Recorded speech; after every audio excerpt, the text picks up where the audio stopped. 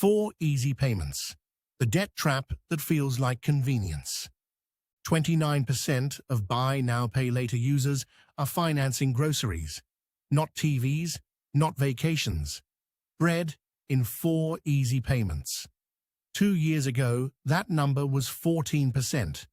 It has more than doubled while nobody was looking.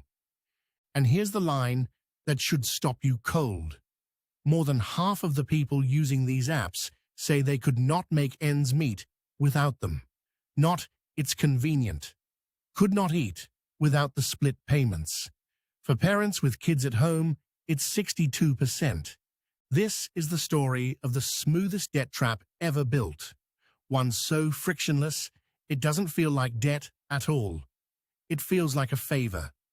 By the end, you'll know exactly how the trick works, why your bank literally cannot see it happening to you, and the one sentence that breaks the spell. Stay for the fee nobody talks about, because the fee is the confession. Start with the pitch, because the pitch is beautiful. Buy the thing today, pay a quarter now, and the rest in 3 painless bites, every 2 weeks. 0% interest, no hard credit check. 2 taps at checkout. Half of American adults have said yes to that pitch at least once, and this year, the industry will move roughly $70 billion through it. 0% interest, no fees if you pay on time. So, where's the money? Companies don't build apps this slick as a public service. Somebody is paying. Hold that question. It has a very satisfying answer. First, meet the machine.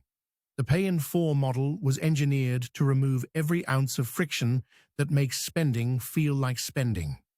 A $100 cart becomes $25 today. Your brain doesn't price the jacket at $100 anymore. It prices it at $25. Economists call the discomfort of handing over money the pain of paying.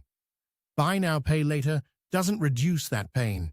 It slices it into 4 pieces too small to feel.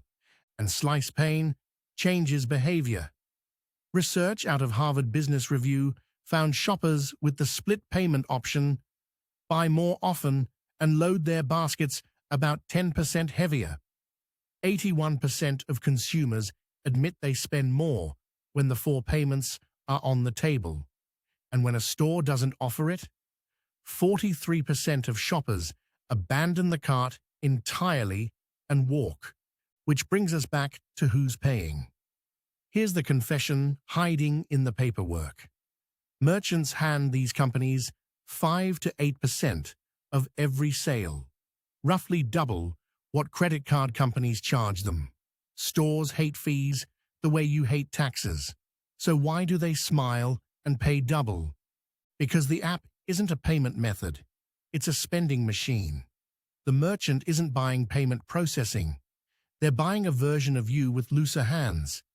The 5 to 8% fee is exactly what customers who spend more than they meant to costs wholesale. The product being sold at checkout isn't the jacket, it's you. Fine, you say, but you're disciplined. You pay on time.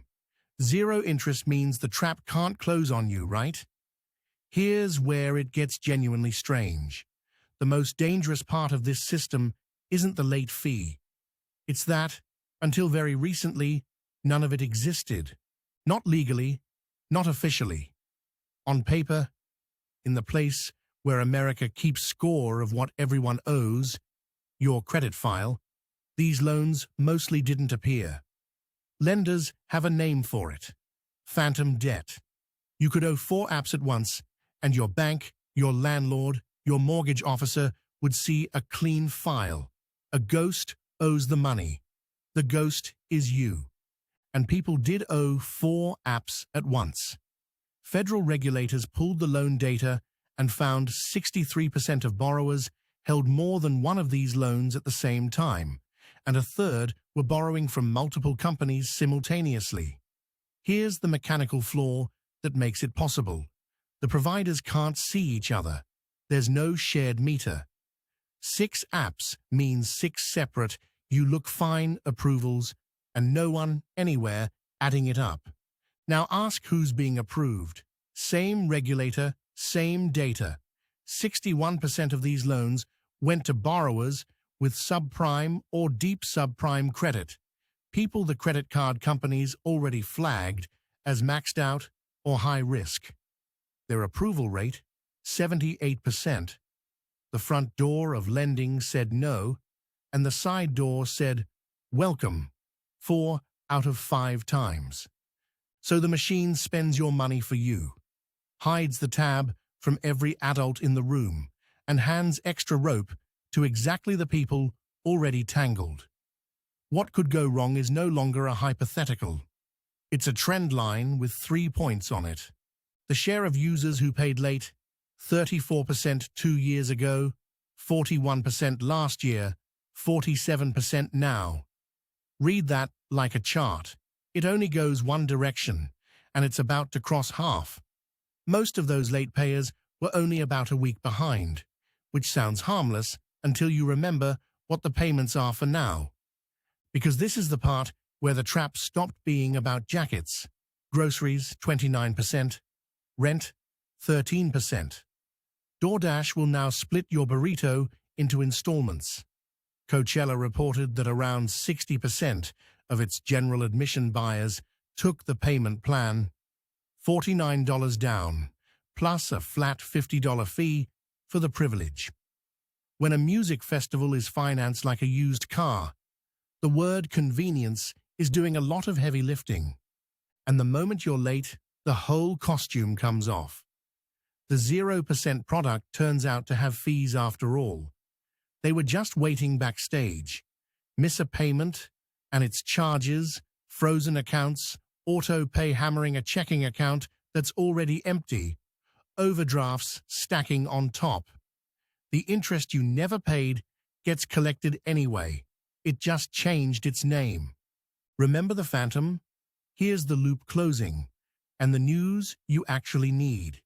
The ghost is becoming visible.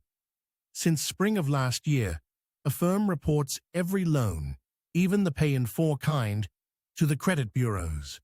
FICO built 2 brand-new credit scores specifically designed to read this data. They're live for lenders now, even if most haven't switched yet. Translation: the invisible tab is being wired into your permanent record while you watch. The era of consequence-free stacking is ending, and 47% of users are walking into it already late. So here's the sentence that breaks the spell. Say it before any checkout. This is a loan, not a hack, not a budgeting tool, not just how you pay now. A loan, the kind that until 5 minutes ago didn't even have the decency to show up on your credit report. And a loan you'd never take at a bank window is not improved by being cut into 4 pretty pieces. 3 rules fall straight out of the math. 1 app, ever. Stacking is the mechanism, so remove the mechanism. Perishables never. If the bread outlives the loan in your stomach, but not your budget, that's the trap in its purest form.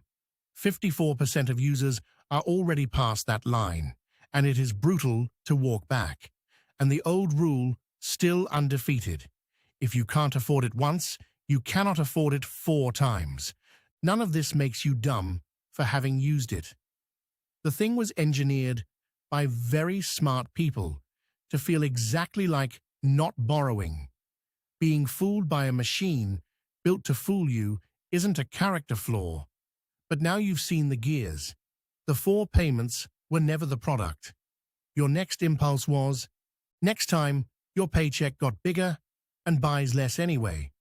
The 3.8% story nobody explains honestly. Same drawings, same math, worse news.